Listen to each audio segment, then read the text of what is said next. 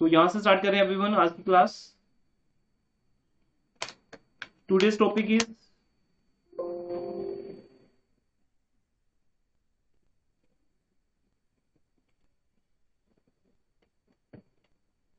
today's topic is treatment of reserves.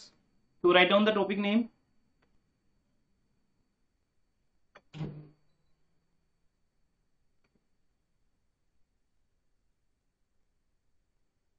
Treatment of reserves. Reserves या हमारे पास profit and loss का balance होता है बुक्स के अंदर। आज इसका ट्रीटमेंट करेंगे हम। स्क्रीन विजिबल है सबको?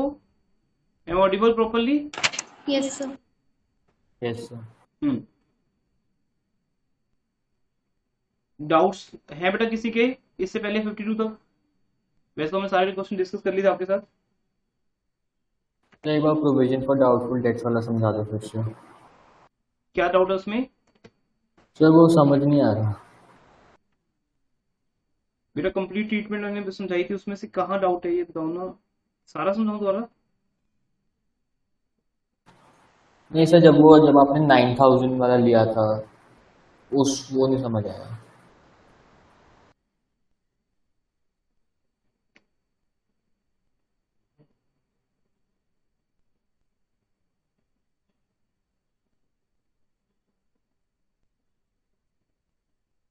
तो ठीक है, पहले डाउट लेते हैं हम आपका। यहाँ पर प्रोविजन फॉर डाउटफुल डेट्स का डाउट है। मैंने सर ये कहा था अगर बैड डेट्स 9000 है आपके, तो फर्स्ट ऑफ ऑल हम एंट्री पास करेंगे as it is bad debts account debit to debtors 9000। अब 9000 की प्रोविजन हमारे पास नहीं है। हमारे पास प्रोविजन कितने की है बताओ?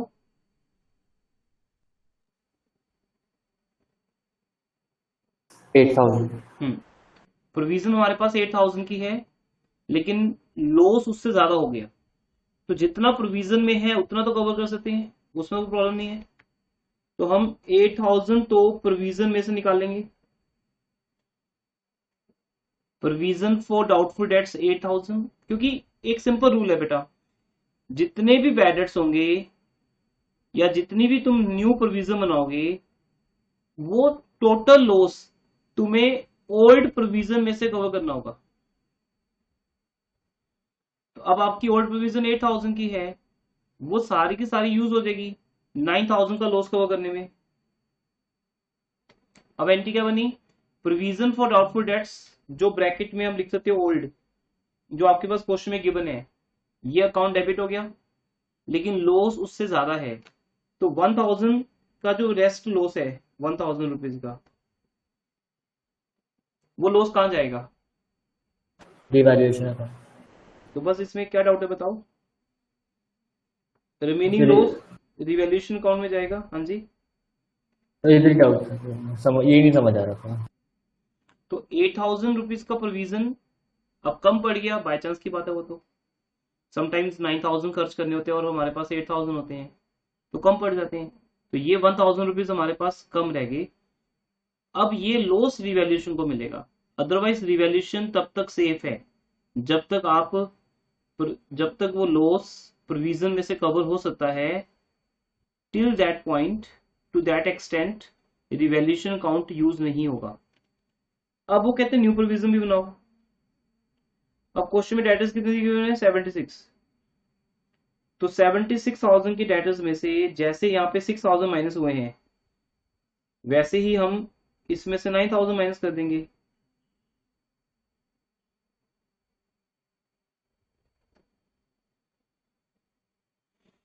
अब आपकी डेटर्स आएगी 67,000 के, उसके ऊपर 5% का प्रोविजन बनेगा।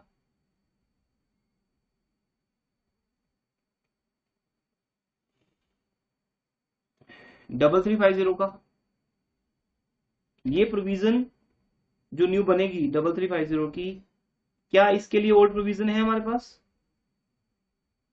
नो नो नहीं है सर। ना। तो टोटल लॉस रिवैल्यूएशन को मिलेगा। तो कोई इशू नहीं है बेटा इसमें, 1% भी कोई कंफ्यूजन नहीं है, वेरी सिंपल। पहले वो लॉस प्रोविजन में से कवर होगा, चाहे वो बैड डेट्स का लॉस हो या न्यू प्रोविजन का लॉस हो, फाइनली रिवैल्यूएशन काउंट आएगा। अब क्योंकि प्रोविजन हमारे पास नहीं है इस टाइम, 8,000 रुपीज खत्म हो चुके हैं, 1,000 रुपीज तब भी कम पड़ रहे थे, तो अब 3350 हम रिवैल्यूएशन काउंट से ले लेंगे, तो ये एंट्री बनेगी। अब टोटल रिवैल्यूएशन का लॉस कितना हो गया, ये मैं समझा रहा था कल, 1,000 रुपीज प्लस 3350, टोटल लॉस कितना हो गया, 4350। ये 4350 का लॉस क्रेडिट हो जाएगा, रिवैल्यूएशन काउंट क्लोज हो जाएगा, क्योंकि रिवैल्यूएशन काउंट अभी डेबिट है, क्रेडिट हो जाएगा। और ये लॉस हम ओल्ड पार्टनर्स को दे देंगे उनकी ओल्ड रेशो में 3:2 में, X debit Y debit to revaluation 4350। Now anything else?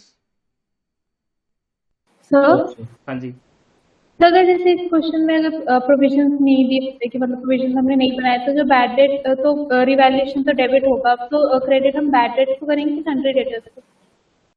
अगर क्या नहीं है, अगर प्रोविजन हमने नहीं बनाए हैं तो फिर हम रिवैल्यूएशन तो provision? डेबिट होगा, तो क्रेडिट बैड डेट करेंगे कि सन्ड्री डेटर्स? नहीं बेटा, I am not getting your point.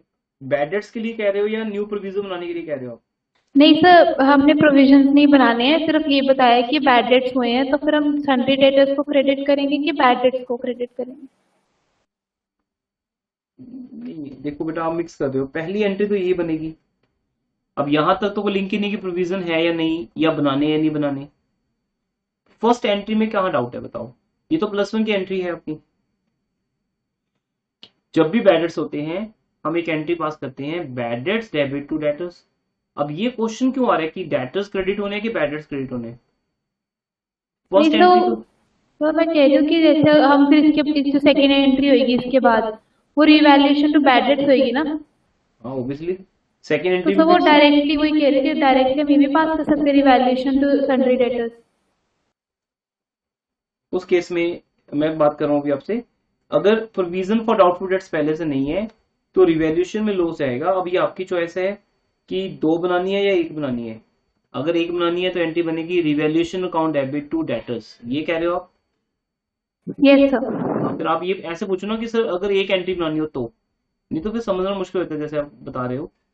आप ये बताओ कि सर अगर हम एक कंबाइंड एंट्री पास करें, दिस इज द वे, कि अगर हम एक कंबाइंड सिंगल एंट्री पास करें तो उसमें हम डेटर्स को क्रेडिट करेंगे तो वो तो होगा ही होगा, क्योंकि बैड डेट्स एक टेम्परेरी अकाउंट है। जो अकाउंट डेबिट होकर क्रेडिट हो जाता है उसकी कोई वैल्यू नहीं होती। रेस्ट फिगर आपके सामने है, वो चाहे प्रोविजन है या नहीं है। अगर प्रोविजन है तो लॉस प्रोविजन में से कवर होगा, प्रोविजन कम है तो रिमेनिंग लॉस रिवैल्यूएशन में से होगा, वो सब बातें सेम रहेंगी। आप 2 एंट्री का एक एंट्री बना सकते हो, अलाउड है। Revaluation account debit to debtors लिख सकते हो। हाँ जी, और बताइए, एनीथिंग एल्स? कोई और डाउट हो बेटा किसी का भी in any question? No. Till 52 revaluation में कोई डाउट नहीं रखना। और मैंने आपको होमवर्क में इलस्ट्रेशंस करने को कहा था, कर लिया आपने? यस डाउट डाउट होता तो वहां से भी आया था। ठीक है, तो आगे बढ़ते हैं।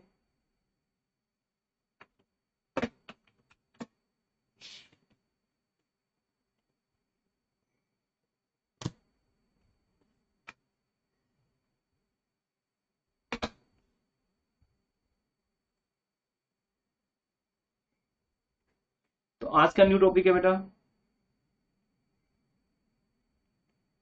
Right down, treatment of reserves. Reserves 2 तरह के होते हैं, लिसन नाउ। एक मिनट बेटा,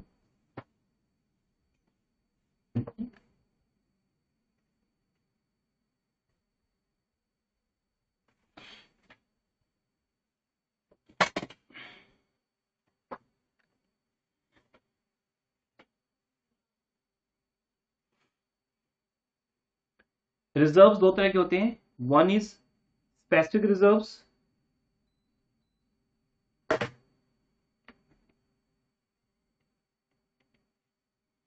स्पेसिफिक रिजर्व का मीनिंग होता है which are made for special purpose. जैसे फॉर एग्जांपल हमारे पास इसके रिलेटेड दो एग्जांपल्स हैं। Workman compensation reserve, workman compensation reserve WCR बोलते हैं इसको। एग्जाम में क्वेश्चन WCR का ही आता है मोस्टली।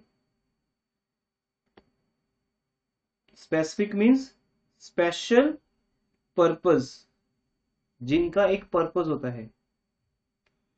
जैसे मेरे पास 50,000 रुपीज की सेविंग्स है। अगर सेविंग्स है तो मेरे रिजर्व्स हैं। रिजर्व्स क्या होते हैं बेटा? किसी भी बिजनेस की सेविंग्स होती है। इन्हें हम मेरी लैंग्वेज में ड्राई फ्रूट्स भी कह सकते हैं। जैसे हमारे पास ड्राई फ्रूट्स होते हैं और हम ड्राई फ्रूट्स को एंजॉय करते हैं। अगर मेरे पास ड्राई फ्रूट्स हो तो I will enjoy those dry fruits, या वो मेरे लिए एक सेविंग्स है, मेरी एक अच्छी सेविंग जो मेरी लाइफ में एक टेस्ट, एक एंजॉय के लिए मेरे पास है। तो ऐसे ही जो रिजर्व्स हैं वो बिजनेस की ग्रोथ के लिए होते हैं। बिजनेस उन रिजर्व्स को ऑलवेज एंजॉय करता है, बिकॉज जब बिजनेस को एकदम से नीड पड़ती है, जब बिजनेस को लगता है कि मुझे कुछ ग्रोथ पे जाना है या कुछ पैसा इन्वेस्ट करना है कहीं पे, या बिजनेस के कुछ एसेट्स को रिप्लेस करना है, या कुछ भी ऐसी प्रॉब्लम एकदम से होती है, तो बिजनेस के पास जो रिजर्व्स हैं वही काम आते हैं। जैसे आज कोविड के अंदर जिन बिजनेस के पास रिजर्व्स थे वो आज भी चल रहे हैं, मींस बंद रहने पर भी वो ऑन है।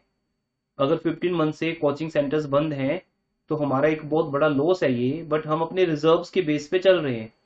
We are paying all the rent, salary, electricity, every expenses we are paying, but classes तो नहीं लग रही, और ऑनलाइन क्लास में स्टूडेंट ज्यादा नहीं है, आप सबके आपके सामने ही है। तो ऑटोमेटिकली वो जो लॉस है वो रिजर्व्स के थ्रू ही कवर हो रहे हैं। वो रिजर्व जो पहले की सेविंग्स हैं, पहले के प्रॉफिट्स हैं, जब नॉर्मल कंडीशंस थी तब हमने बिजनेस में जो प्रॉफिट अर्न किया था, वो अगर हमारे पास है तो हम इस टाइप की डिफिकल्ट सिचुएशन को फेस कर सकते हैं। और कितनी ही कोचिंग्स बंद होगी बेटा, कितने ही टीचर्स ने कोचिंग सेंटर्स बंद कर दिए, या शोरूम्स उनके इनके पास थे वो उन्होंने छोड़ दिए, या ओवरऑल और भी कई बिजनेस का ऐसा हाल हुआ है, कई फैक्ट्रीज बंद हो गई हैं क्योंकि उनके पास सेविंग्स नहीं थी। तो किसी भी बिजनेस के पास सेविंग्स होना जरूरी है। That is called reserve. अब उन सेविंग्स के दो यूज हैं। एक है उसका स्पेसिफिक यूज, एक स्पेशल पर्पस के लिए, और एक है उसका जनरल यूज। जैसे मेरे पास 50,000 है लेकिन उसका कोई पर्पस नहीं है, वो बस प्रॉफिट पड़ा है, काम आ गया तो ठीक है, नहीं तो फिर हम पार्टनर्स को दे देंगे। क्योंकि ये बात एक अल्टीमेटली बेटा आती है सामने, अगर रिजर्व्स यूज नहीं हुए तो वो रिजर्व्स किसके हैं बताइए?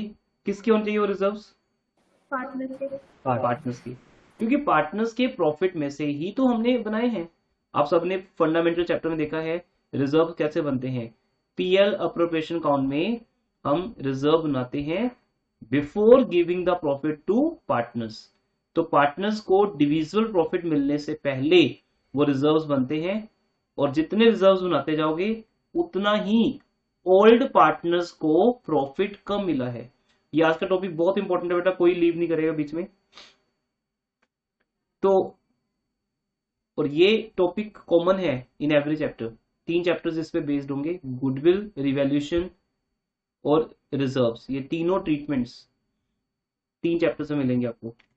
तो जनरल रिजर्व अगर है तो वो भी पार्टनर्स के प्रॉफिट से बनाया गया है, और अगर स्पेसिफिक रिजर्व है जिसका नाम है workman compensation reserve, in short we say WCR। Second है इन्वेस्टमेंट फ्लक्चुएशन रिजर्व। ये रिजर्व किसके लिए बनाया जाता है? It is made for the investment value. अगर आपको लगता है कि आपकी इन्वेस्टमेंट की वैल्यू मार्केट में कम हो रही है तो उस लॉस को कवर करने के लिए। किस लॉस का बेटा? किस लॉस के लिए? Investment related. हाँ, इन्वेस्टमेंट रिलेटेड, लेकिन एक स्पेसिफिक लॉस है वो, लॉस इन मार्केट वैल्यू। अगर मेरी इन्वेस्टमेंट की मार्केट वैल्यू डाउन होती है, कई बार होता है ना शेयर मार्केट डाउन हो जाती है, अगर शेयर मार्केट डाउन होगी तो मेरे जो पैसा मैंने इन्वेस्ट किया है कहीं भी उसकी वैल्यू कम हो जाएगी। अगर आप बैंक में FD बनाओगे तो FD की वैल्यू तो कम होगी नहीं कभी भी, वो तो मार्केट रिस्क से इफेक्ट नहीं होती। तो जहां ऐसी इन्वेस्टमेंट आपके पास जो शेयर डिवेंचर्स, जहां आपके पास मार्केट की फंड्स हैं, तो मार्केट के अंदर, शेयर मार्केट के अंदर वैल्यूज कम ज्यादा होती रहती हैं। अगर वैल्यू ज्यादा हो, मैं तब बात नहीं कर रहा, मेरी बात को नोट कर लेना एवरीवन, ये बात अभी सामने आएगी। अगर मेरी इन्वेस्टमेंट की वैल्यू ज्यादा हो रही है, उस बात का कोई लिंक नहीं है। अगर इन्वेस्टमेंट की वैल्यू कम हो रही है, तो वो जो लॉस है, वो लॉस हम इन्वेस्टमेंट फ्लक्चुएशन रिजर्व, देखो नेम क्या रखा, इन्वेस्टमेंट फ्लक्चुएशन फंड भी बोलते हैं इसको, F for fund, F for fluctuation, investment fluctuation fund, कि मेरी इन्वेस्टमेंट में अगर फ्लक्चुएशन आई, अगर वैल्यू डाउन हुई, तो मैं वो लॉस इस रिजर्व में से कवर करूंगा। अगर गेन हुआ, गेन की बात नहीं कर रहा मैं सिर्फ किसकी बात कर रहा हूं, एवरीवन बताइए। लॉस। लॉस। फिर अगर गेन हुआ तो कहां जाएगा, वो एक स्पेशल नोट है, गेन ऑलवेज रिवैल्यूएशन में जाता है, उसका इस रिजर्व से कोई लिंक नहीं है। ये रिजर्व तो लॉस कवर करने के लिए बनाया गया ना। जैसे पॉलिटिशियंस के साथ उनके सिक्योरिटी गार्ड्स होते हैं, बॉडी गार्ड्स होते हैं, उन सिक्योरिटी गार्ड्स का, उस सिक्योरिटी का क्या पर्पज है, बता सकते हो कोई? कोई पॉलिटिशियन है या चीफ मिनिस्टर है, प्राइम मिनिस्टर है, तो उनकी एक सिक्योरिटी टीम होती है, उसका क्या पर्पज है बताइए? उनको बचा के रखना। कैसे? अगर रेनिंग हो रही है तब बचाना है, या कोई सर, कैसे, कब बचाना है? शूटिंग हो जाए या फिर किडनैपिंग। कुछ भी ऐसा अटैक होगा, अगर हमारे चीफ मिनिस्टर स्टेज पे जा रहे हैं और उनको हम ऑनर कर रहे हैं, उनको कुछ हम प्रेजेंट कर रहे हैं, तो क्या सिक्योरिटी गार्ड की नीड है वहां पे उनकी? जब एक चीफ मिनिस्टर का रिगार्ड हो रहा है, उन्हें स्टेज पे बुलाया जा रहा है स्पीच देने के लिए, क्लैपिंग हो रही है, मतलब कुछ भी उनका कुछ अच्छा कर रहे हैं, तो क्या सिक्योरिटी को बीच में आना है? No sir. उनको क्या कवर करना है? नहीं। हमने देखा है चीफ मिनिस्टर स्टेज पे जाते हैं, हम उनका रिगार्ड करते हैं, उनको कुछ ना कुछ प्रेजेंट करते हैं, फिर वो अपनी स्पीच देते हैं, तो वहां कहीं भी सिक्योरिटी गार्ड्स बीच में नहीं आते, उनको कवर नहीं करते। ऐसा नहीं देखा हमने कि उनको देखना मुश्किल हो रहा है हमें, क्योंकि उनका एक ही पर्पज है कि जब भी कुछ ऐसा होगा, जब चीफ मिनिस्टर की लाइफ को रिस्क है, कोई फायरिंग हो रही है, अटैक हो रहा है, या कुछ ऐसा आपको रिस्क है, तो ही तो ही हम तो ही उस सिक्योरिटी गार्ड का पर्पज है, अदरवाइज नहीं है बेटा। तो इसलिए मेरे इस बात को याद रखना, इन्वेस्टमेंट फ्लक्चुएशन फंड का यूज कब है? जब लॉस होता है। जब लॉस होता है। अगर गेन होगा तो गेन नॉर्मली कहां जाएगा? Revaluation account. जैसे लैंड बिल्डिंग की वैल्यू बढ़ रही थी, तो गेन जो है वो रिवैल्यूएशन अकाउंट में चला गया था। ऐसे ही इन्वेस्टमेंट की वैल्यू अगर बढ़ेगी, तो जो गेन है वो रिवैल्यूएशन अकाउंट में जाएगा। ये बात क्लियर है एवरीवन सबको? सर फिर कैपिटल रिडम्पशन रिजर्व का क्या होगा? वो समझाता हूं बेटा, एक मिनट होल्ड कर।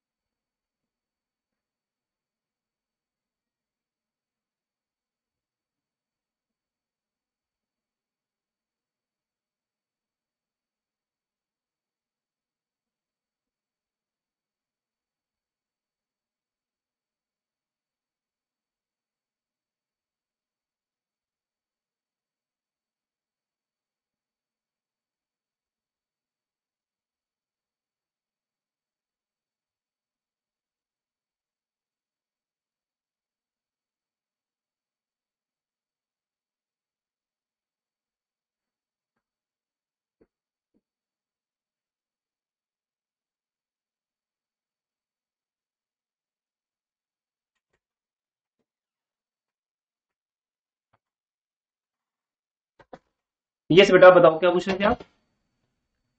Sir capital redemption reserve. वो तो होता नहीं बेटा यहाँ पे पार्टनरशिप में, वो कंपनीज में होता है, ओके सर। यहाँ नहीं मिलेगा आपको पार्टनरशिप के अंदर, वो सिर्फ कंपनीज में बनाया जाता है फॉर द कैपिटल गेन्स,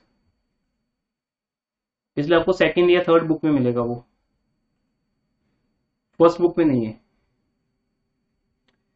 सो अब आते हैं WCR पे बेटा। वर्कमैन कॉम्पनसेशन रिजर्व किसके लिए बनता है? वर्कर्स के लिए। वर्कर्स को क्या लॉस होता है बेटा? एक्सीडेंट। फैक्ट्री के अंदर एक्सीडेंट्स होते रहते हैं ड्यू टू फायर या ड्यू टू मशीन, किसी भी रीजन से अगर कोई वर्कर को फिजिकल डैमेज होता है या कोई भी उनका लॉस होता है, तो वो लॉस कवर करने के लिए, उनको कॉम्पनसेट करने के लिए, जैसे एक फैक्ट्री में एक वर्कर के हैंड पे चोट लग गई, उसको फ्रैक्चर आ गया ऊपर से गिरने के कारण, या मशीन से कुछ कट गया, तो उसको उसकी ट्रीटमेंट पे 1 लाख रुपीज लगेंगे। तो ये 1 लाख रुपीज कहां से आएगा? तो पार्टनरशिप फॉर्म्स क्या करती हैं, एक रिजर्व बनाती हैं, वर्कमैन कॉम्पनसेशन रिजर्व। किस में से बनता है? ऑब्वियसली पार्टनर्स के प्रॉफिट में से बनता है। तो हर पार्टनर अपना प्रॉफिट कंट्रीब्यूट करता है इस रिजर्व के लिए। जो आपने देखा है पीएल अप्रोप्रिएशन अकाउंट में डिविजिबल प्रॉफिट से पहले किसी भी टाइप का रिजर्व बनता है। अब इस रिजर्व का पर्पस क्या है? जैसे इन्वेस्टमेंट फ्लक्चुएशन फंड का पर्पस क्या था? इन्वेस्टमेंट के लॉस को कवर करना। तो वर्कमैन कॉम्पनसेशन रिजर्व का क्या पर्पस हुआ? टेल मी।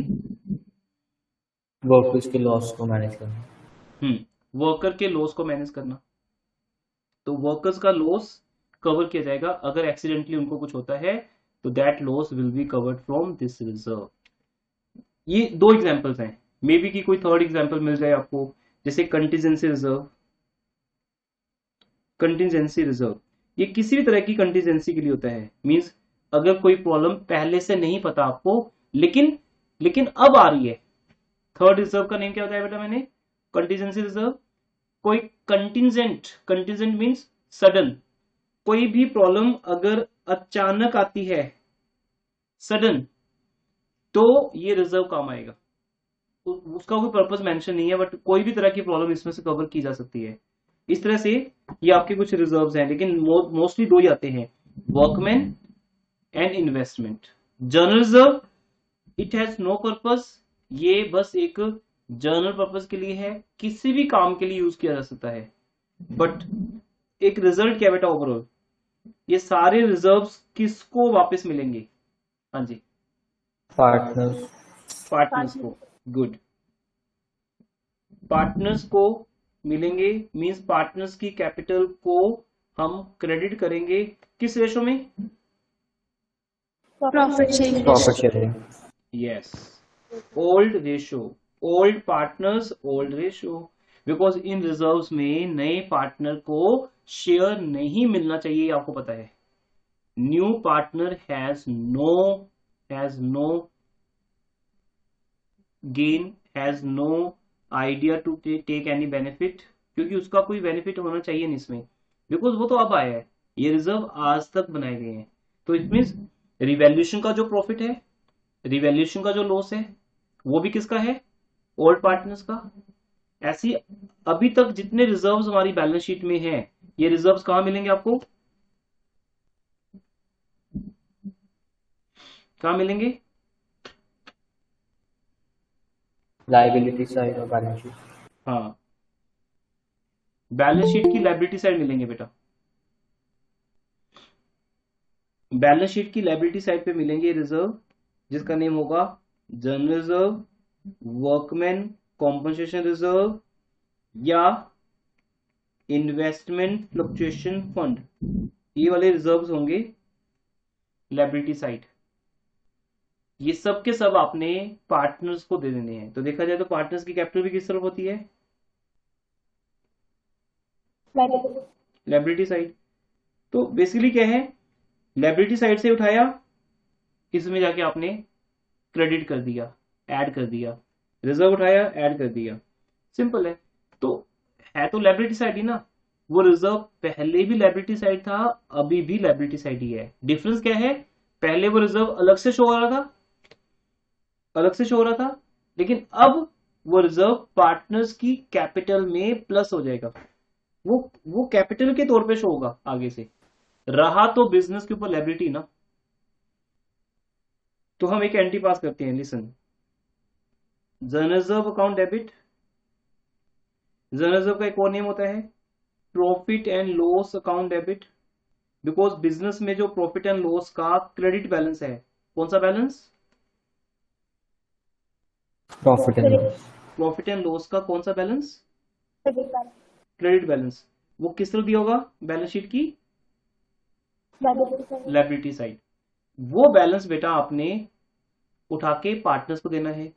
तो general reserve debit, profit and loss account debit, workman compensation reserve account debit, जितने भी रिजर्व है, मीन्स चाहे बिजनेस के पास कोई प्रॉफिट्स पड़ा हो पहले का, वो जितने भी ड्राई फ्रूट्स हैं बेटा, मैं इन्हें ड्राई फ्रूट्स बोलता हूँ ऑलवेज, तो जितने भी बिजनेस के ड्राई फ्रूट्स हैं जनरल रिजर्व के नाम से, जैसे ड्राई फ्रूट्स के नेम्स होते हैं, यू ऑल नो कि क्या क्या ड्राई फ्रूट्स हैं, तो ऐसे ही बिजनेस के ड्राई फ्रूट्स हैं general reserve, profit and loss account, क्योंकि ये बिजनेस को अच्छे लगते हैं, ये बिजनेस की सेविंग्स हैं।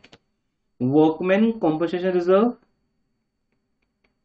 इन्वेस्टमेंट फ्लक्चुएशन रिजर्व, ये सारे रिजर्व डेबिट कर दो, मींस चाहे वो एक हो या सारे हो, डेबिट करके किसको दोगे आप? Partners. To X capital account, to Y's capital account. Old partners को दे दोगे इन देयर ओल्ड रेशो। ये ट्रीटमेंट है रिजर्व्स की, चाहे वो स्पेसिफिक पर्पस हो या वो जनरल पर्पस हो, वो सब के सब मिलने तो पार्टनर्स को ही है। इतनी बात समझ आ गई, आगे चलूं? सर एक डाउट। हाँ जी बोलो। सर जो वर्किंग कॉम्पनसेशन रिजर्व है वो वर्कर्स को तभी मिलेगा जब उनको फैक्ट्री में इंजरी होती है या फिर जब वो फैक्ट्री के बाहर भी होते हैं? ड्यूरिंग वर्किंग टाइम बेटा, जो उनके वर्किंग आवर्स होते हैं उस टाइम के बीच में। ओके वो तो काम से बाहर भी जा सकते हैं ना किसी भी पर्पस के लिए। अगर वो हमारे ऑफिस टाइमिंग के बीच में है, जैसे उसकी जॉब है 10 to 6, उसके बीच में चाहे फैक्ट्री के अंदर है, ऑफिस में है, ऑफिस के किसी काम से बाहर गया, रोड पे उसका एक्सीडेंट हो जाता है, कुछ भी हो जाए, ड्यूरिंग जॉब अगर उसको कुछ होता है तो फर्म फिर उसके लिए कुछ पे करती है, फर्म की लायबिलिटी बन जाती है पे करना। ओके। अब अगर बिजनेस में लॉस पड़े हो बेटा, तो लॉस किसके हैं फिर? अगर रिजर्व्स ओल्ड पार्टनर्स के हैं तो फिर लॉस किसके हैं? Old partner. Old old partners. Partners के हैं। लॉस किस तरह दिए होंगे बैलेंस शीट में? Asset side. Assets. Because reason क्या है कि लॉस की जो नेचर है ना वो डेबिट होती है, और लायबिलिटीज की नेचर क्या होती है? क्रेडिट। क्रेडिट। तो जितने भी लॉसेज हैं जिसका नाम है प्रॉफिट एंड लॉस का डेबिट बैलेंस, अब देखो प्रॉफिट एंड लॉस दोनों तरफ है। अगर profit and loss credit side पर है, क्रेडिट मींस प्रॉफिट, तो प्रॉफिट एंड लॉस हमारे लिए प्रॉफिट है। अगर profit and loss debit side है, एसेट साइड पर है, तो वो हमारे लिए लॉस है। दूसरा, आपके मोस्टली सिलेबस में दो तरह के यहाँ पे लॉसेस हैं। एक पीएल का डेबिट बैलेंस, मींस हमारे बिजनेस को लॉस हुआ था, वो लॉस पीएल के नाम से दिया हुआ है, या पीएल अप्रोप्रिएशन के नाम से दिया हुआ है, एक ही बात है। और दूसरा advertisement suspense account, advertisement suspense account, ये एक लॉस होता है, मींस आपने कोई एड पे पैसा लगाया था, ये उसका बैलेंस पड़ा है जो अभी तक हमने राइट ऑफ नहीं किया। ये दोनों रिजर्व भी बेटा, ये दोनों लॉस भी ओल्ड पार्टनर्स को मिलेंगे। मीन जहां पे रिजर्व्स का ट्रीटमेंट होता है वहीं पर लॉसेस का ट्रीटमेंट भी सेम है। अब इन रिजर्व्स को, सॉरी, इन लॉसेस को राइट ऑफ करने के लिए क्या एंट्री होनी चाहिए? तो बेटा एंट्री क्या होती है हमेशा? जिनकी नेचर क्रेडिट है, देखो इन सब की नेचर क्या थी, जनरल रिजर्व, वर्कमैन, इन सब की नेचर क्या थी? क्रेडिट। तो हमने इनको क्या किया? डेबिट। डेबिट। ऑब्वियसली खत्म हो गए, वो क्लोज हो गए। किसी भी क्रेडिट अकाउंट को अगर तुम डेबिट करोगे तो वो खत्म हो जाएगा, लेकिन अगर किसी डेबिट अकाउंट को क्लोज करना हो तो क्या करेंगे? क्रेडिट। क्रेडिट। क्रेडिट कर देंगे to PL account, to advertisement suspense account,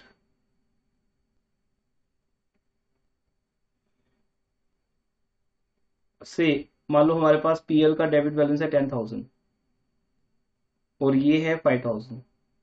दोनों लॉस है हमारे बिजनेस में, आज तक हमारी बैलेंस शीट में थे, बट एडमिशन के बाद ये नहीं रहेंगे, बिकॉज न्यू पार्टनर जब आएगा तो वो उस फॉर्म में आएगा जिस फॉर्म में ना पहले के कोई ड्राई फ्रूट्स हैं, मीन्स ना तो पहले के कोई रिजर्व्स हैं, ना ही कोई पहले के लॉसेज है। ये सब लॉसेज या रिजर्व ओल्ड पार्टनर्स को मिल जाएंगे। तो हम एंट्री पास कर देंगे X capital account debit, old partners के नेम है X and Y in my example, Y capital account debit to PL to suspense. तो 15,000 रुपीज हम पार्टनर्स में डिस्ट्रीब्यूट कर देंगे। तो रेशो क्या होगी? ओल्ड रेशो 3:2, 9,000 एक्स को 6,000 वाई को। वैसे दो एंट्रीज बनाओगे तो बेटर है, X debit Y debit to PL, X debit Y debit to advertisement suspense form. But as per as entries required तो बना दो, कंबाइन चलेगी। बट अगर आपको लेजर पोस्टिंग करनी है आगे तो फिर प्रॉब्लम है, फिर आपको अगर आपको आगे कैपिटल अकाउंट भी बनाने हैं तो फिर आपको दो अलग अलग एंट्रीज ही पास करनी पड़ेंगी, तभी हम करेंगे ना।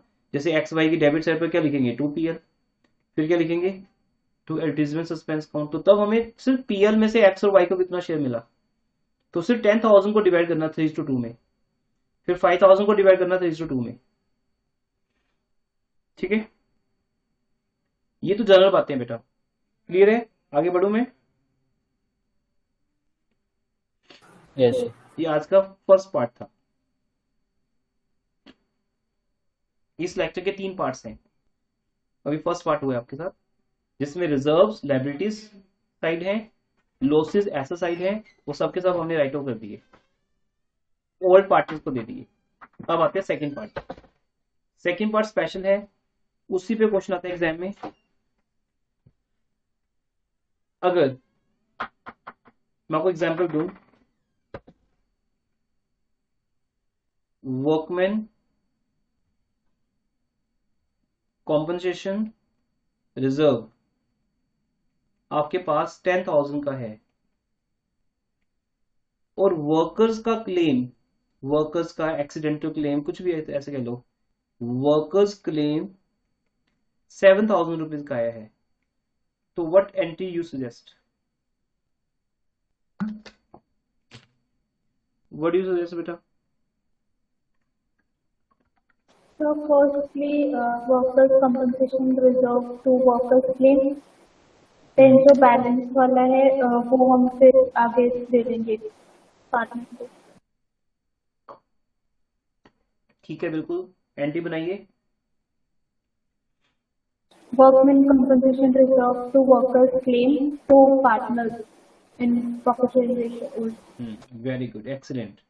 Workman compensation reserve account debit 10,000 to workers claim account. ये आपके लिए बन जाएगा एक लायबिलिटी, एक नई लायबिलिटी बन जाएगा। देखो एक बात बेटा ध्यान से सुनो, आपके लिए 10,000 भी लायबिलिटी थे, 7,000 भी लायबिलिटी है, दोनों में से क्या डिफरेंस है? 10,000 हमारा एक एस्टिमेट था, हमें लगता था कि अगर कभी कभी क्लेम आया तो हम इसमें से पे करेंगे, लायबिलिटी हमें लगती थी। लेकिन अब ये 7,000 हमारी कंफर्म्ड लायबिलिटी है, जो हमें पे करनी ही है वर्कर्स को, कोई इसमें डाउट ही नहीं है, there is no second option. 10,000 हमारे पास पड़ा था एज ए रिजर्व कि इसमें से पे करना भी पड़ सकता है और नहीं भी, पे कर दिया तो ठीक, नहीं तो बाद में वर्क पार्टनर्स को मिल जाएगा। अब ये बात क्लियर हो चुकी है कि इसमें से 7,000 क्लेम हमने वर्कर्स को पे करना है। अब स्टूडेंट्स कई बार यहाँ पे पूछते हैं कि सर हम पे नहीं कर सकते टू कैश? पे कर सकते हैं बेटा, लेकिन अभी ना हमें क्लेम क्रिएट करना है। पे तो नई फॉर्म भी कर देगी, कोई इशू नहीं है, हमें सिर्फ न्यू फॉर्म की बुक्स में एक लाइबिलिटी शो करनी है, because this is also part of revaluation. हमने वर्कर से पूछा कोई क्लेम है आपका, तो उन्होंने 7,000 का क्लेम शो किया, या बाय चांस उस टाइम क्लेम आ गया जब एडमिशन हो रही थी, तो ये एक आपके लिए न्यू लाइबिलिटी क्रिएट होगी। तो जब कोई नई लाइबिलिटी क्रिएट होती है तो लाइबिलिटीज के क्रिएट होने से लॉस होता है, और वो लॉस कहाँ जाता है, रिवैल्यूएशन अकाउंट में। बट अब वो नहीं जाएगा बिकॉज उसके लिए हमारे पास रिजर्व है। एग्जैक्टली बेटा वही बात होगी, अगर बैड डेट्स का लॉस है, हमें प्रोविजन फॉर डाउटफुल डेट्स बनानी है, ये लॉस नॉर्मली बैलेंस शीट में जाते हैं, सॉरी रिवैल्यूएशन अकाउंट में जाते हैं, लेकिन अब रिवैल्यूएशन अकाउंट में नहीं जा रहे। क्यों नहीं जा रहे? क्योंकि रिजर्व बनाए हुए हैं हमने। हाँ, क्योंकि हमारे पास ओल्ड प्रोविजन थी। अभी जब इनका डाउट था, मैंने अभी भी आज समझाया द्वारा कि अगर हमारे पास ओल्ड प्रोविजन है 8,000 रुपीज की, उसमें से कवर करो ना आप। ऐसे ही यहाँ पे बेटा, अगर आपके पास WCR का बैलेंस है, आपके पास एक रिजर्व इसी पर्पज के लिए बनाया गया है, तो फिर उसमें से कवर करो। Why to disturb revaluation account? हमारा रिवैल्यूएशन अकाउंट में लॉस क्यों शो होगा जबकि हमारे पास ऑलरेडी रिजर्व पड़ा है। बाकी के 3,000 जो बच गए वो किसको दोगे? 3,000 बेटा पार्टनर। पार्टनर्स को दोगे, जिनके नेम्स क्या हैं? X and Y. X and Y. आज का लेक्चर ओवर हो जाएगा एक टाइम पे। उसके बाद आपको सबसे पहले इलस्ट्रेशंस करनी है। ये बेटा हमेशा के लिए इंस्ट्रक्शन, आपको अगर इसको फॉलो करोगे तो बेस्ट होगा आपके लिए। आप एक टॉपर्स की लिस्ट में अपने आप को स्टैंड कर पाओगे। इलस्ट्रेशंस करने से, ऑलवेज इलस्ट्रेशन करने से बेटा, जैसे एक टीचर आपको टॉपिक समझाता है, उसके बाद डायरेक्टली अनसॉल्व क्वेश्चन नहीं करते होते, इलस्ट्रेशन के थ्रू उस नॉलेज को सॉलिड करते हैं, उसमें से डाउट्स क्रिएट करते हैं, उसमें से प्रेजेंटेशन बनाते हैं। जब आपको लगे कि नाउ यू आर रेडी, आपका होमवर्क कंप्लीट हो चुका है, आपकी प्रैक्टिस टीचिंग के थ्रू और आपकी इलस्ट्रेशन के थ्रू हो चुकी है, देन आपको अनसोल्ड क्वेश्चन करने हैं। वो तो लास्ट एम है आपका। तो आज का जो होमवर्क है वो है 53, 54, 55, 3 क्वेश्चन बस।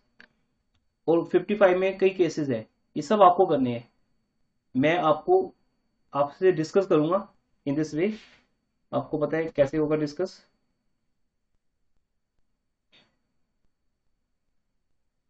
जैसे आपके पास एक क्वेश्चन है, क्वेश्चन नंबर 53, चेक करो, फिर हम वापस आएंगे वहां पर। क्वेश्चन नंबर 53 है, वहां पर हमारे पास एक जनरल रिजर्व है 250 का, और एक आपके पास क्रेडिट बैलेंस है PL का। PL का credit balance means liability side, है ना, लायबिलिटी साइड। तो अब हम इसको डेबिट कर देंगे, general reserve account debit, PL के क्रेडिट बैलेंस को डेबिट कर दिया, और ये हमने किसको दे दिया? X एंड Y को उनकी ओल्ड रेशो में।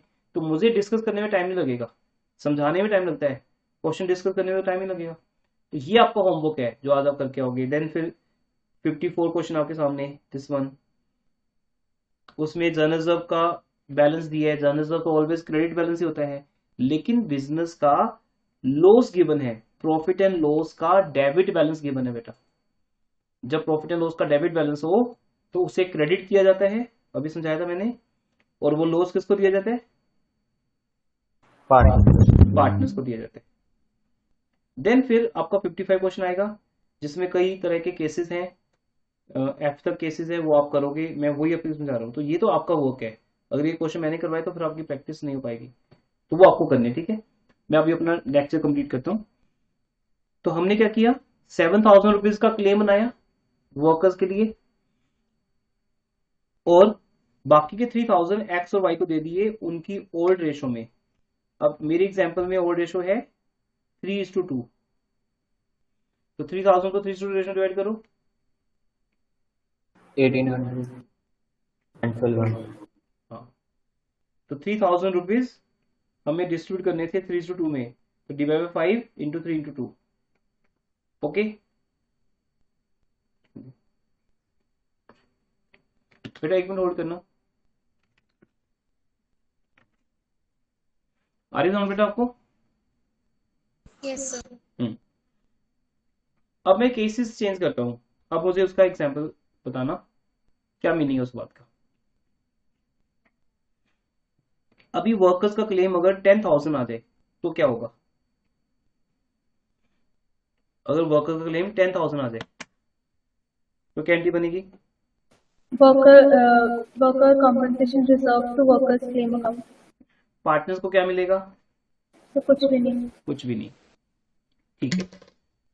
अगर सर एक बार क्लेम रिपीट कर दो क्वेश्चन। अगर क्लेम 10,000 का आ जाए तो क्या करेंगे? क्या करेंगे? एंट्री पास करेंगे। Workman compensation reserve account debit to claim workers claim 10,000। अब 10,000 10,000 बराबर हो गए, तो पार्टनर्स को क्या मिला? मिल कुछ बचा ही नहीं बेचारों के लिए, मिलेगा क्या? लेकिन अगर क्लेम, ये थोड़ी ना कि अगर आप वर्कमैन कॉम्पनसेशन रिजर्व 10,000 का बनाओगे तो क्लेम ऑलवेज 10,000 या उससे कम ही आएगा। अगर क्लेम ज्यादा आ गया, अब क्या करोगे? Worker compensation reserve account debit revaluation account debit to workers claim. भी पहले से कैसे आता है? रिकॉर्डिंग देखी है या स्कूल में हुआ है? नहीं सर, अभी अभी सोचा है। अच्छा ठीक है, दैट्स एक्सीलेंट। अगर अभी फर्स्ट टाइम में बता पा रहे हो आप, क्योंकि बस स्कूल में हो जाता है या फिर रिकॉर्डिंग देखी हुई हमने, फिर तो ठीक है, बट नाउ एक्सीलेंट अगर आप खुद से बता रहे हो तो कीप इट अप बेटा। WCR डेबिट 10,000, रिवैल्यूएशन कॉन डेबिट 4,000 टू वर्कर्स क्लेम 14,000, क्योंकि लाइबिलिटी इंक्रीज हो रही है ना। अब लाइबिलिटीज के बढ़ने से लॉस तो होगा ही होगा, क्योंकि पहले हमारे लिए लाइबिलिटी 10,000 थी। वेरी सिंपल बेटा, पहले लाइबिलिटी 10,000 थी और अब हमारे ऊपर जो एक्चुअल लाइबिलिटी है, पहले तो एक रिजर्व था, जस्ट हमें लगता था कि ऐसा कोई क्लेम आ सकता है, अब तो क्लेम आ चुका, अब तो वो आपकी एक्चुअल लाइबिलिटी बन गया। तो अगर हमारी लाइबिलिटी 4,000 से इंक्रीज हो रही है तो वो लॉस कहाँ जाएगा? रिवैल्यूएशन कॉल में। मैं फिर वही बताऊंगा बेटा, पहले रिजर्व में से कवर करो, अगर कम पड़े तो रिवैल्यूएशन कॉल में डेबिट करो। यही सेम मैंने आपको डेटर्स के लिए बताया था। अगर बैड डेट्स का loss provision for doubtful debts से ज्यादा हो जाए, 8,000 और 9,000 का एग्जाम्पल दिया था ना आज, तो वो 1,000 रुपीज कहाँ गया था? बोलो कहाँ गया था? रिवैल्यूएशन में। तो अभी भी रिवैल्यूएशन में ही जाएगा अगर वर्कर्स का क्लेम ज्यादा है तो। अगर क्लेम नहीं है, वो तो मैंने बताई थी, फिर तो पार्टनर्स को मिल ही जाएगा। ये देखो यहां नो क्लेम। तो ऐसे क्वेश्चन भी मिलेंगे आपको कि हमारे पास वर्कमैन कॉम्पनसेशन रिजर्व 10,000 का है और उसके ऊपर कोई क्लेम नहीं। अगर लिखा नहीं तो कोई क्लेम नहीं है, सिंपल है। आपके पास रिजर्व पड़ा है बट वर्कर्स को कुछ भी नहीं हुआ, दे आर सेफ, उनका कोई क्लेम नहीं आया, तो फिर कोई लॉस नहीं है बेटा आपका, तो वो सीधा पार्टनर्स को मिल जाएगा। फिर मैंने आपको बताया कि अगर 7,000 का क्लेम आ जाए तो आपने बोला पार्टनर्स को 3,000 मिलेगा। फिर मैंने आपको एग्जांपल दी कि 10,000 रिजर्व के अगेंस्ट अगर क्लेम 10,000 आ जाए तो आपने बोला पार्टनर्स को कुछ नहीं मिलेगा, जीरो। पर अगर क्लेम 14,000 का आ जाए तो बेटा वर्कर्स का क्लेम 14,000 आने से आपका WCR भी खत्म हो गया, पार्टनर्स को भी कुछ नहीं मिलेगा, बिकॉज पार्टनर्स को तब मिलेगा जब बचेगा। लेकिन अब तो आपकी लाइबिलिटी पहले वाली लाइबिलिटी से ज्यादा आ गई, तो लॉस रिवैल्यूएशन को मिलेगा। अब यहाँ पे कुछ स्टूडेंट ऐसा सोच रहे हैं इस टाइम, मुझे ऐसी इंट्यूशन हो रही है कि आप में से कुछ स्टूडेंट ऐसा सोच रहे हैं कि एक्स डेबिट होना चाहिए यहाँ पे और वाई डेबिट होना चाहिए। क्या ऐसा सोच रहे हो आप में से कोई भी कि अगर 4,000 का लॉस है तो वो डायरेक्टली हमें पार्टनर्स को देना है उनकी ओल्ड रेशो में? तो बेटा वो रोंग है, ऐसा नहीं कर सकते आप। अगर बचेगा तो पार्टनर्स का राइट है। अगर अगर कोई रिजर्व, कोई प्रोविजन फॉर डाउटफुल डेट्स कम पड़ेगी तो वो रिवैल्यूएशन में ही जाएगा। हाँ, रिवैल्यूएशन का लॉस किसको मिलेगा? Tell me. Whole partner. अब देखो ये रिवैल्यूएशन कौन डेबिट हुआ है, अगर डेबिट हुआ है तो क्रेडिट भी करके आने, क्रेडिट भी होगा, तो रिवैल्यूएशन कौन क्रेडिट भी होगा, कौन डेबिट होंगे? Old part X and Y. हाँ, तो वही बात यहाँ आ गई। तो घुमा फिरा के तो बात वही आ जाएगी, लेकिन आप नहीं कर सकते ऐसा। आपको पहले वो लॉस रिवैल्यूएशन काउंट में डेबिट करना है, बाद में पार्टनर्स को दे देना है, वो अलग बात है। वो तो फिर रिवैल्यूएशन की और एंट्रीज भी होंगी ना, तो नेट रिजल्ट जो आएगा वो जाएगा पार्टनर्स को। अगर कोई और एंट्री नहीं है तो 4,000 तो पार्टनर्स को जाने जाने हैं, वो तो कोई प्रॉब्लम ही नहीं।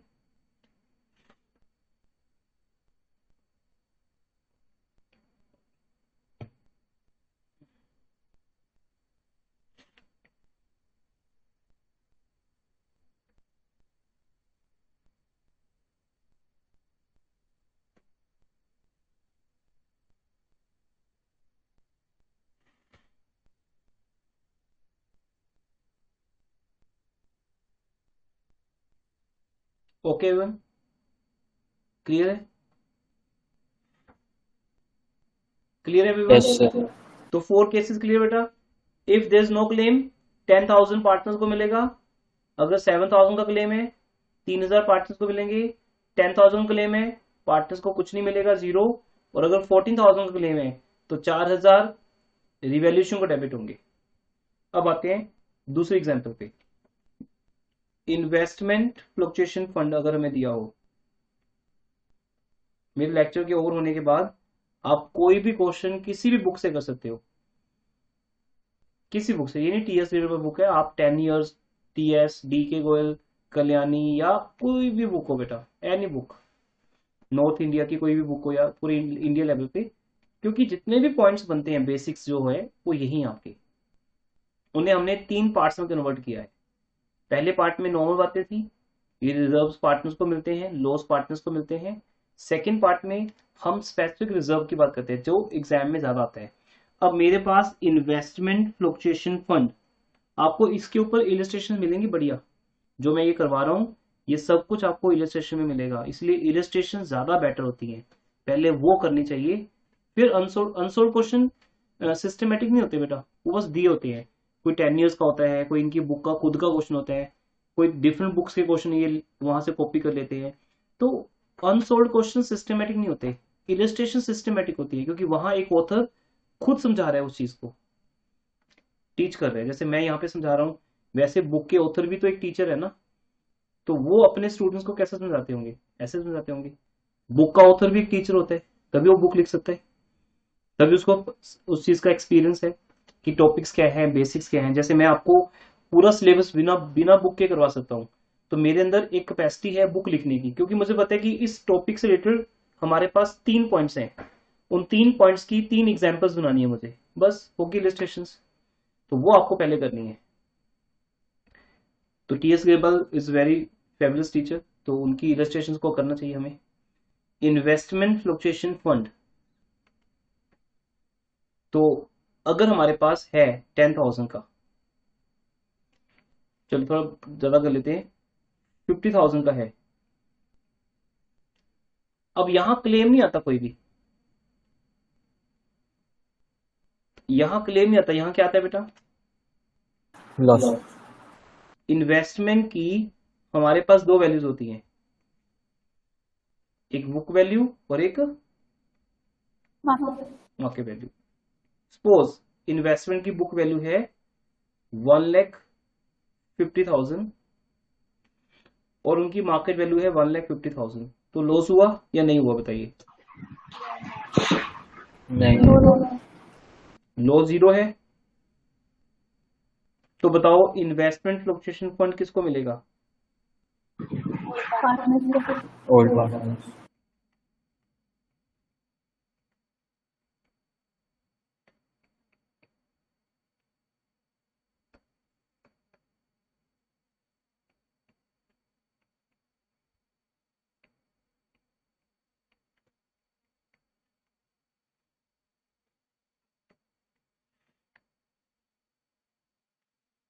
किस रेशो में? ओल्ड। ओल्ड रेशो में, यस। In my example 3:2। मेरी सब एग्जांपल्स में एक्स और वाई ओल्ड पार्टनर्स है, शेयरिंग रेशो 3:2। ये बात समझ आ गई सबको या नहीं? Yes. अब लॉस हुआ या नहीं हुआ? नो अभी लॉस नहीं हुआ।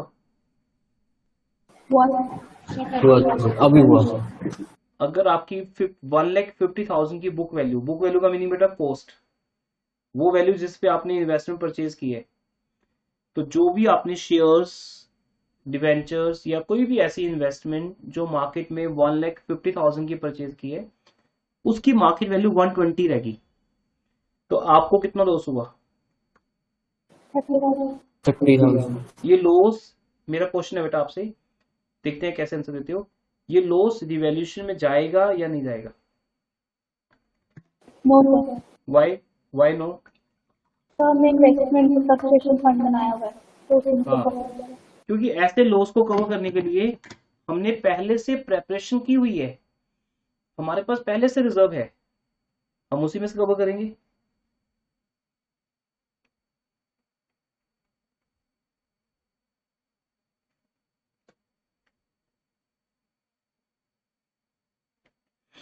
और इन्वेस्टमेंट की वैल्यू कम करने के लिए जो लॉस होता है,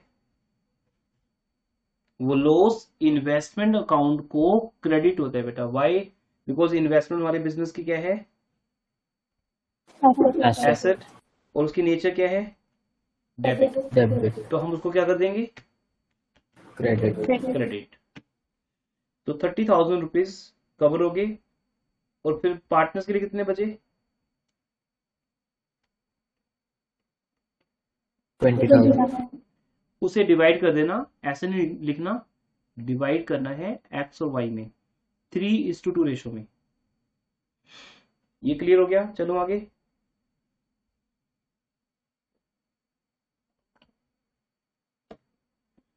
हाँ जी बेटा, क्लियर है?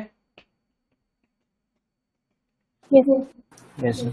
अभी देखते हैं सबसे पहले कौन बोलता है। ठीक है, just like a buzzer round, सबसे पहले कौन बोलेगा? यस बेटा, एंट्री बताइए क्या होगी?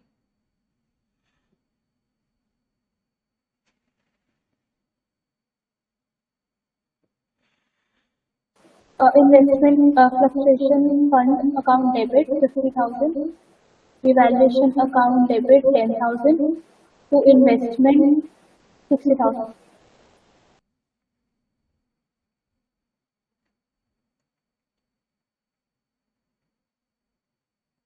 एक्सीलेंट।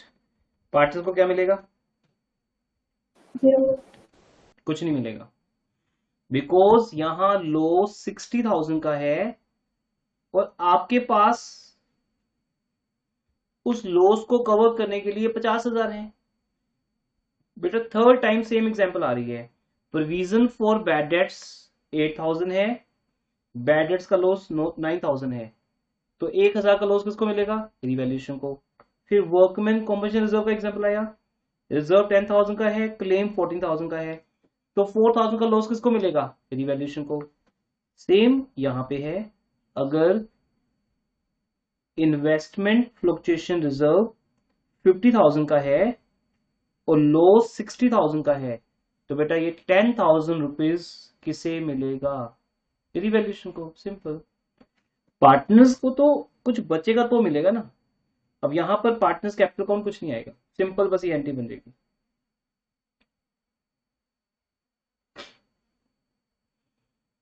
My fourth example.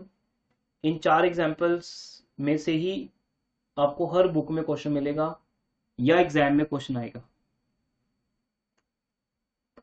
अब आप ध्यान से देखना,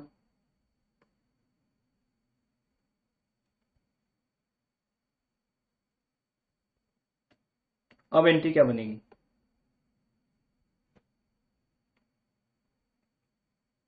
Investment account debit to revaluation account debit, revaluation account 20,000.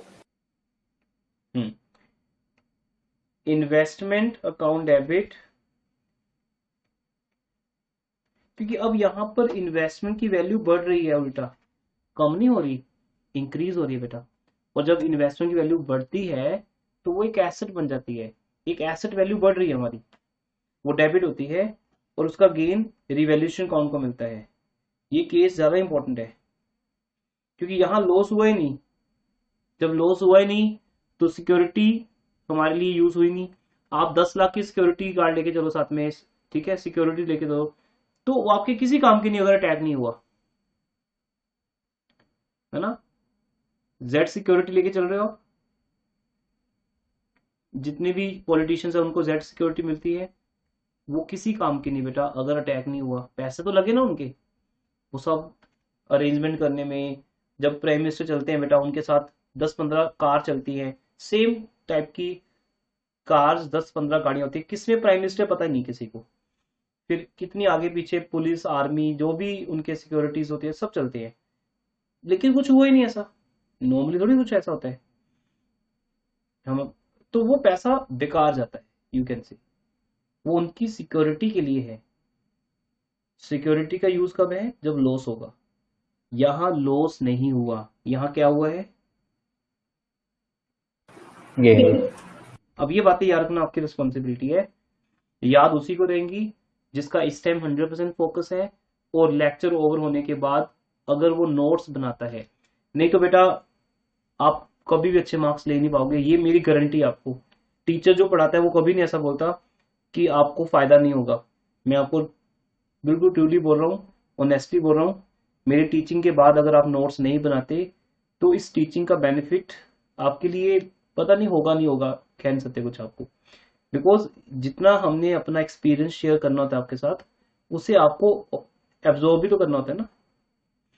इतने इयर्स में ये लेक्चर्स बने हैं, ये लेक्चर्स फ्रेम हुए हैं, बिना बुक के चल रहे लेक्चर, अभी सबको समझ आ रहे हैं, एग्जाम्पल्स हैं, ये आपके नोट्स हैं बेसिकली। साथ साथ में लिख सकते हो आप, बाद में बना सकते हो, यही नोट्स आपके लिए यूजफुल है। इलस्ट्रेशंस करके, बुक के क्वेश्चंस को प्रैक्टिस करके, वो आपके लिए एक स्पीड क्रिएट होती है उससे आपकी, वो स्पीड बनाने के लिए है।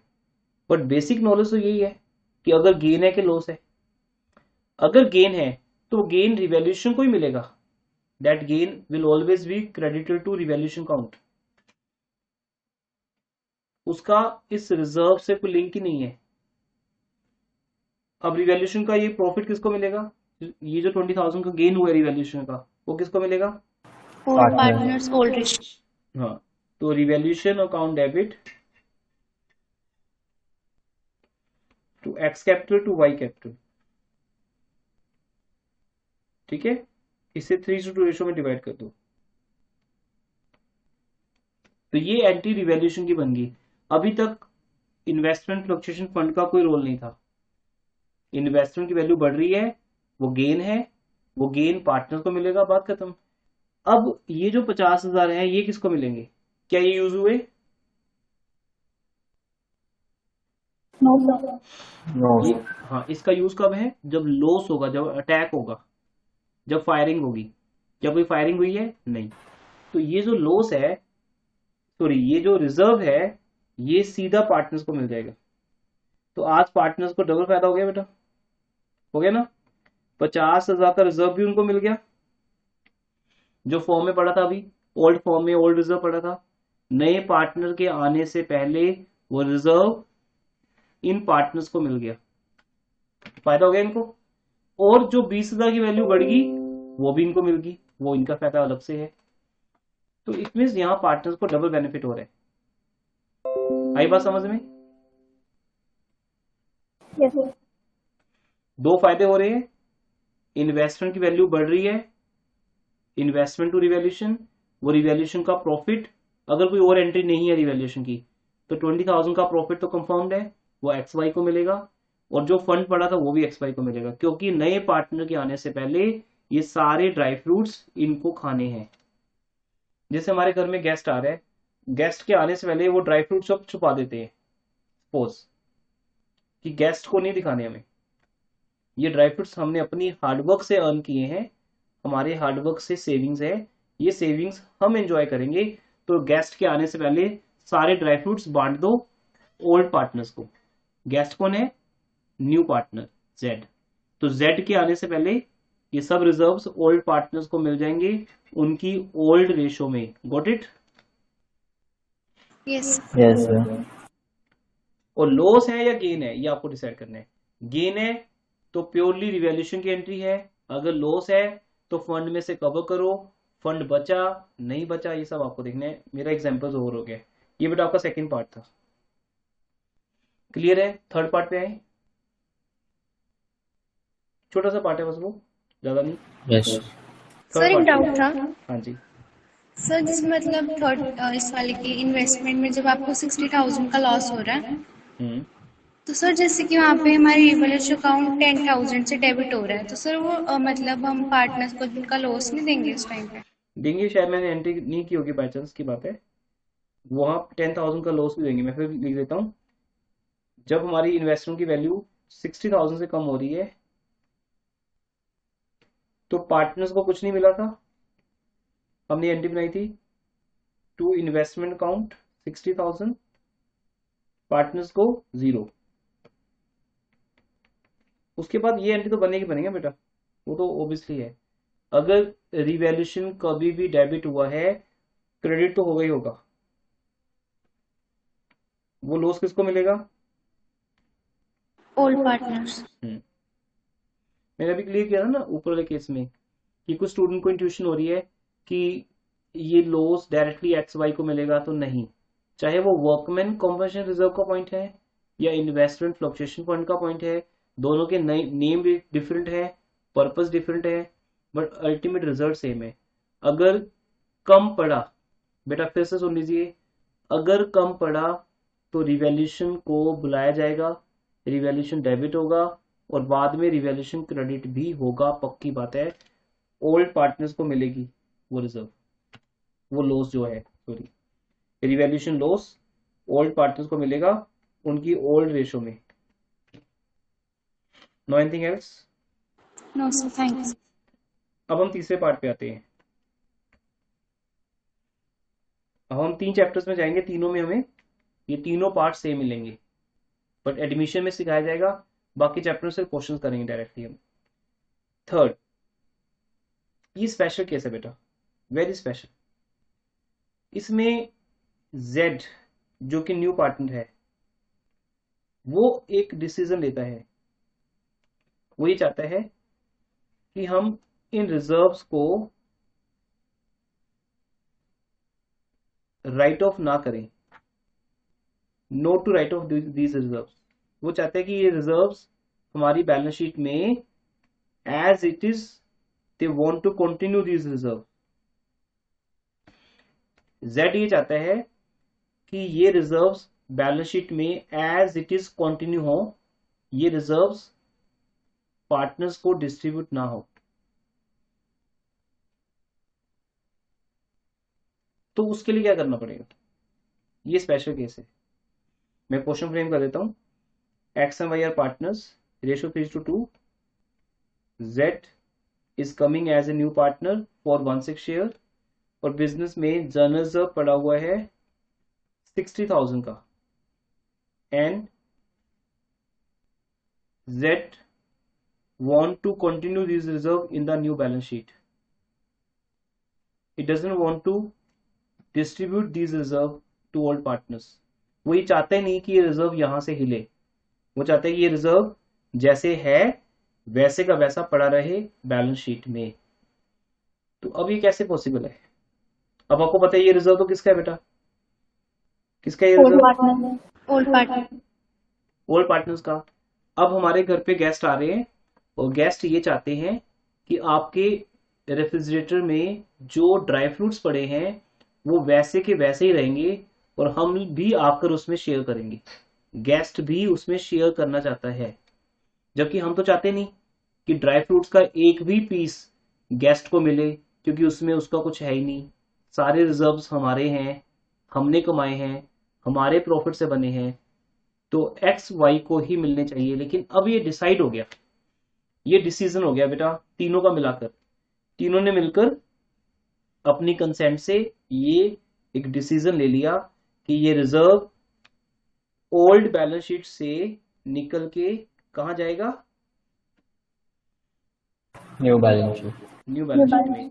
Means it will not be distribute, ये रिजर्व डिस्ट्रीब्यूट नहीं होगा, ये वहीं रहेगा बैलेंस शीट में।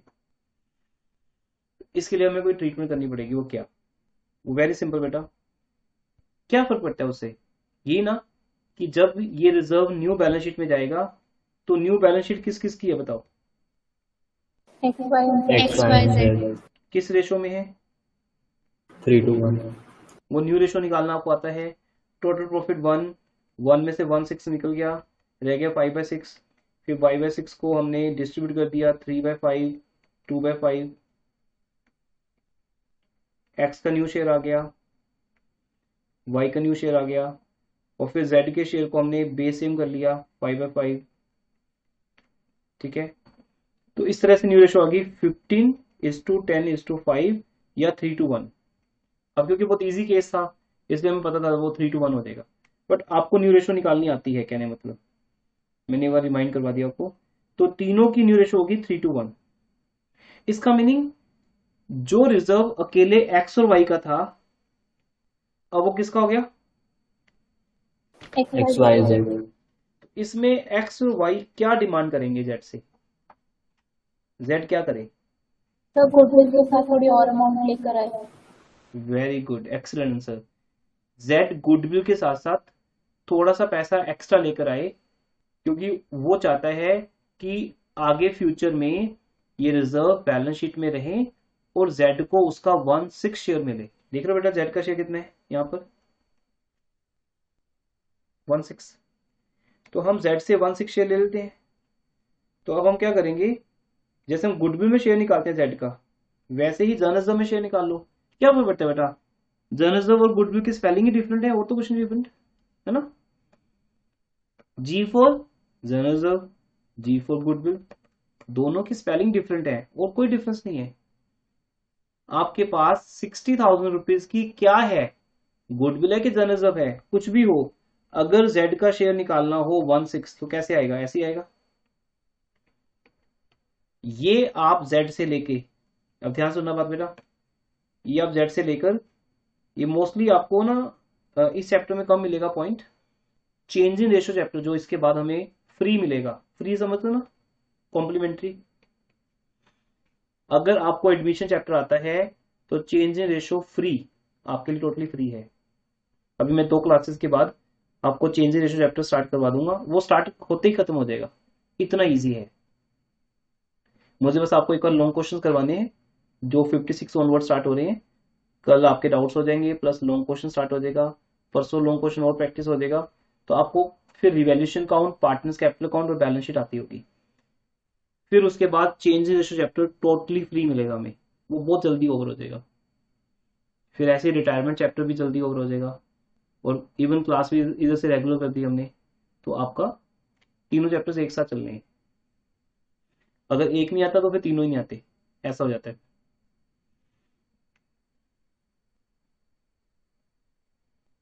तो अब क्या करें, जेड से उसका शेयर लेकर किसको दें? Old XY। पार्टनर। नहीं, जेड से उसका शेयर लेके किसको दें? वेरी गुड, सैक्रिफाइसिंग पार्टनर्स को। एक्स कैपिटल अकाउंट, वो डिपेंड करते हैं फिर कौन सैक्रिफाइस कर रहे हैं। अब क्वेश्चन साइलेंट है अगर, तो हम ये अज्यूम करते हैं कि ओल्ड पार्टनर्स ही सैक्रिफाइस कर रहे हैं। ओल्ड रेशो ही क्या है? Sacrifice। एक्स और वाई को दे दो सैक्रिफाइसिंग रेशो में, लेकिन ये ओल्ड रेशो नहीं है, it is sacrificing ratio, old ratio to be assumed sacrificing. तो बेटा जस्ट लाइक गुडविल होगा ये। जैसे होता है ना कि जेड अपना शेयर लेके नहीं आता, तो हम जेड के करंट अकाउंट को डेबिट करते हैं, Z current debit to X Y, वही सेम चीज है। जेड के कैपिटल में से 10,000 निकाल के अगर एक्स वाई को दे दिए जाएं, अब एक्स वाई को कोई ऑब्जेक्शन नहीं है कि ये रिजर्व बैलेंस शीट में कंटिन्यू हो रहा है, क्योंकि आगे जाके एक्स को शेयर मिलना ही मिलना है 3/6, वाई को मिलना है 2/6। अब भी उनका शेयर कितना था, अगर वो डिस्ट्रीब्यूट करते हैं कितना था उनका शेयर?